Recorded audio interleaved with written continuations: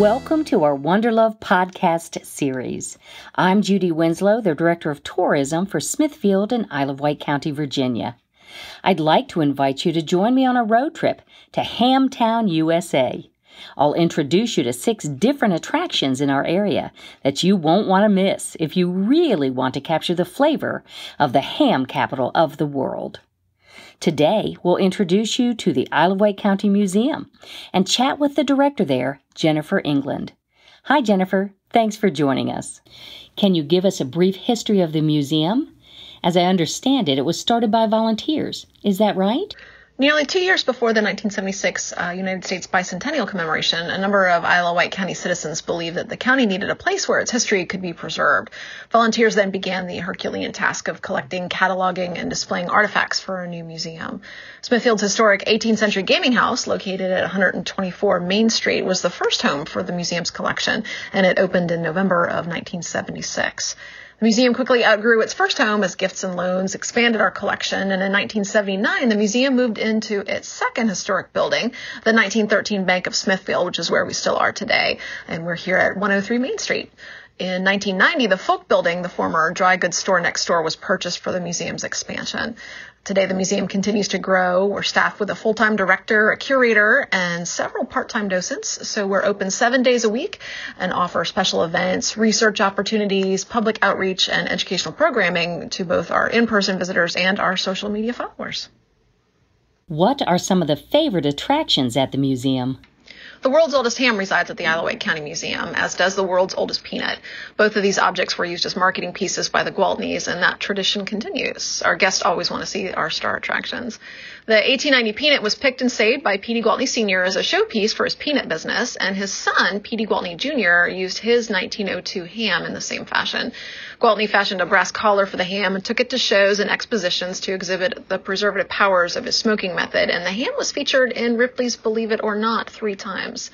The 1902 ham has his own webcam, the Ham Cam, and that shows what the ham is up to 24/7. The ham also tweets. Every July, we host a birthday party for the ham. Cake is consumed after everyone sings Hammy Birthday. The 1890 peanut also garners fame in circles of academia. It's been 3D scanned by Virginia Commonwealth University's Virtual Curation Lab, so anyone can download the peanut's 3D specs on Sketchfab. They can print out their own peanut, and there's even a manual on how to paint the peanut, so you can have an object just like the one here on display at the museum. Is there a hidden gem in the museum? Something that might surprise visitors? We've made the museum interactive and try to incorporate all of our guests' senses. We have objects to feel, like cotton from the fields or pelts in our section on the Virginia Indians. We even have a checkers game that folks can play in our country store. There's also a smokehouse where guests can smell some of the scents associated with the curating process of hams. Another great item in our collection is a mid-18th century Tuscan olive oil jar once used by the British Navy. The British Navy was the largest consumer of olive oil in the world at the time of the American Revolution. Oil had replaced butter as the fat ration because butter went rancid in temperate climates. This jar could have been thrown overboard once it was empty, we're not sure, but it was found near Battery Park, and the most remarkable thing about this particular piece is that it is intact. I've been in your charming gift shop. Can you describe what visitors might find there? We have many items in our gift shop. We have some of the usual things that you might expect, like postcards, books, Christmas ornaments, and coffee mugs. But we also have other items like puzzles, shoelaces with some pigs on them, and we also have peanut coffee. This is just a little bit of agriculture that you can enjoy as a reminder of all of your fun adventures in Isle of Wight County. Thank you, Jennifer, for joining us. And thank you to our listeners. I hope you enjoyed our visit to the Isle of Wight County Museum.